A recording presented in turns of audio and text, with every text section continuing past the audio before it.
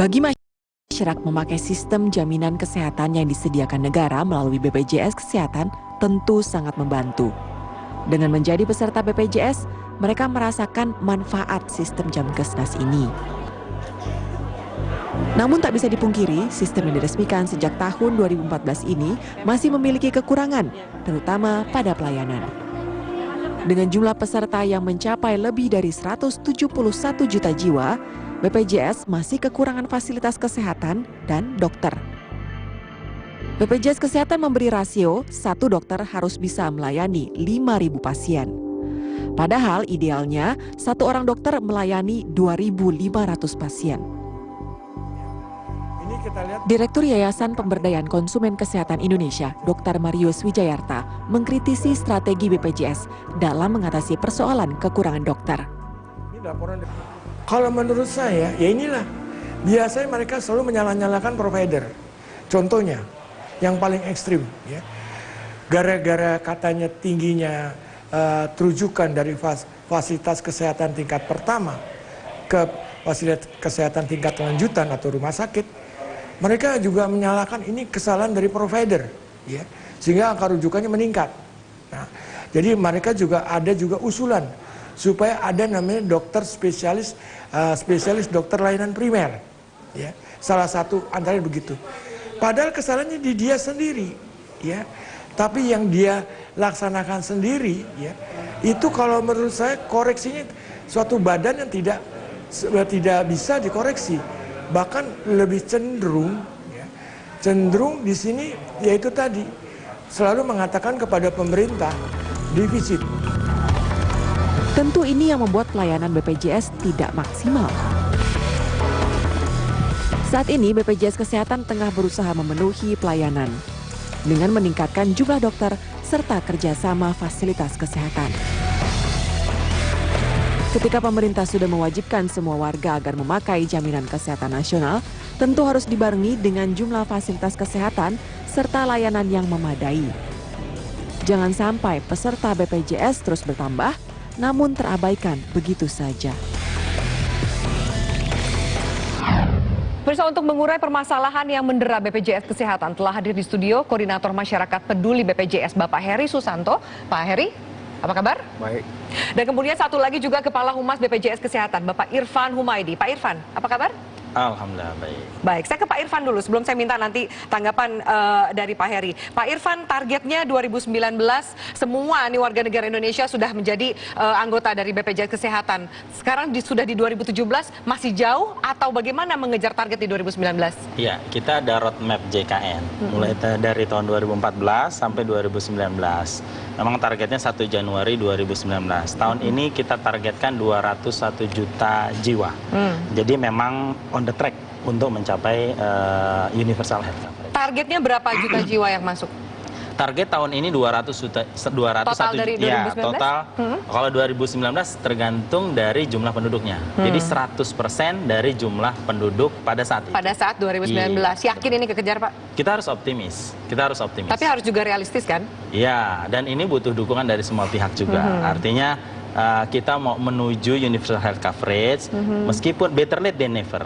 Benarkah fasilitas kesehatan tidak mampu mengejar jumlah banyaknya peserta yang menjadi target BPJS Kesehatan? Nah, tahun ini peserta itu proporsinya sekitar 70% dari jumlah penduduk.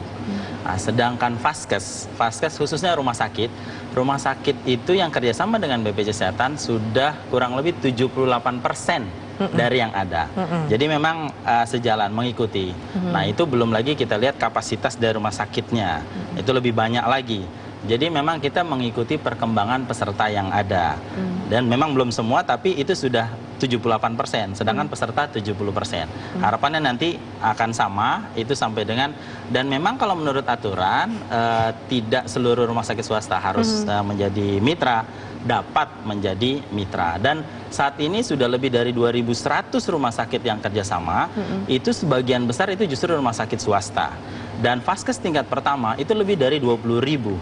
Oke, baik. Pak Heri, itu tadi sudah mendengar penjelasan baik dari target maupun juga sejauh ini penjelasan mengenai mengejar defisit seperti apa. Apa yang Anda bisa tanggapi atau komentari? Ya, memang sampai saat ini faktanya banyak keluhan ya di tingkat pelayanan rumah sakit lah. Banyak keluhan yang kami sudah lakukan observasi itu hampir 75%. Persoalan itu ada di rumah sakit. Mitra BPJS. Dan BPJS menurut kami belum ada langkah yang tegas, yang tepat, yang membuat efek jera bagi rumah sakit untuk patuh gitu loh terhadap aturan maupun sanksi yang dilakukan mereka. Keluhannya apa sih Pak Nasari? Mungkin juga dirasakan oleh pemirsa kita nih. Ya pasti banyak Contohnya sekali. apa aja? Misalnya pada tingkat antrian kan orang datang dari subuh, misalkan kemudian baru dapat nomor di sekitar jam 10-an, diperiksa dokter jam 12, kemudian tebus obat sore, sehingga sampai rumah bisa sampai malam. Jadi bayangkan satu hari untuk sekedar mengurusi kesehatan mereka gitu loh. Itu dalam konteks rawat jalan. Nah ketika masuk di konteks rawat inap, banyak rumah sakit yang mengatakan kamar penuh. Itu kan banyak alasan dikatakan Ya, kamar penuh. Terus? Kamar penuh dan pasien nggak bisa mendeteksi penuh apa tidak. Sehingga dia harus menerima kenyataan kalau yang memang tidak bisa protes ya. Bagi yang punya punya dana ya dia terpaksa masuk naik kelas itu upgrade. Tapi juga banyak yang merasa terjebak gitu loh. Karena dipikirnya naik kelas. Mungkin ini gratis karena BPJS. Oke, Sehingga tapi dia, ternyata enggak. Dia main Tekken aja kan gitu. Padahal tuh Tekken kesediaan untuk naik kelas. Tahu-tahu tagihan bengkak. Oke, kurang tegas. Ya, begini. Pertama, kita harus bersyukur bahwa dalam waktu 3 tahun ini sudah tercover kurang lebih 70%. Dan untuk diketahui bahwa pemanfaatannya khusus 2016 saja 192,9 juta pemanfaatan. Jadi totalnya dari mulai 2014 sekitar 400 juta pemanfaatan. Vaskes juga itu bertambah cukup pesat yang kerjasama dengan kita. Tentu kita melakukan penyempurnaan. Salah satunya adalah bisa dicek di website www.bpjsdeskesehatan.go.id. Di situ ada menu Vaskes. Ada banyak rumah sakit yang sekarang sudah terbuka. Artinya di situ bisa dilihat ketersediaan kamar. Nah itu di website.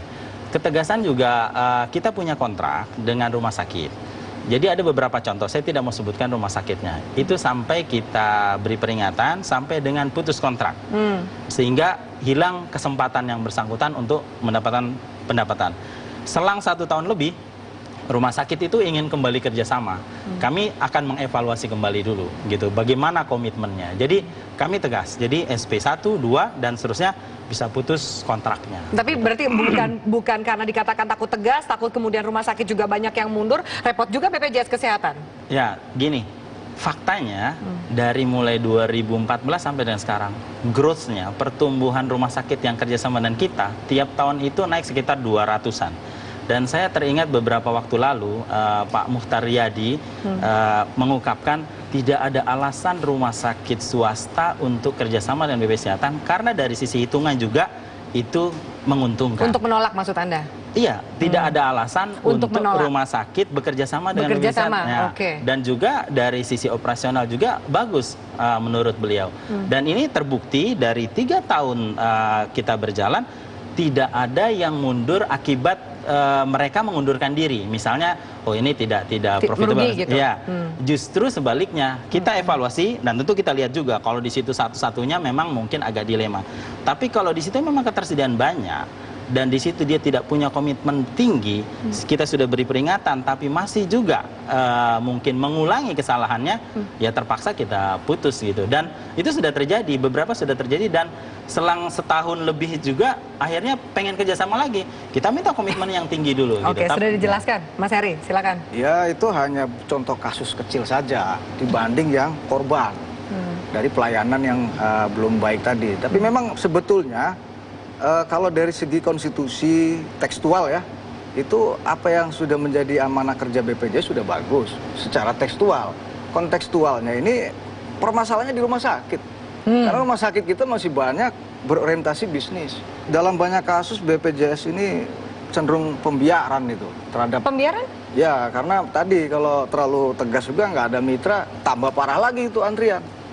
Karena ketersediaan makin sempit kan. Apakah laporan dari BPJS terkait penggunaan hak pasien itu sebagai peserta misalnya, itu juga dilaporkan ke BPJS misalnya. Kan bisa aja kemungkinan terjadi 2 account. Uang rakyat diambil, Klaim juga dilakukan. Silakan ditanggapi. Iya, tadi sudah saya katakan, kalau kita tetap selalu melakukan perbaikan-perbaikan. Tadi untuk ketersediaan kamar, kita sudah banyak sekali rumah sakit yang sudah terbuka. Terkait juga Tapi dengan... kalau orang sakit kan nggak ngecek website dulu, oh kamar di sini ada gitu kan Pak. Kebanyakan juga mereka datang buru-buru, mungkin terjadinya di situasi saat itu gitu kan. Jadi memang satu channel-channel untuk juga melaporkan hal-hal tersebut, itu kita buka seluas-luasnya. Satu, ada BPJS Kesehatan Center, ada petugas kita di situ.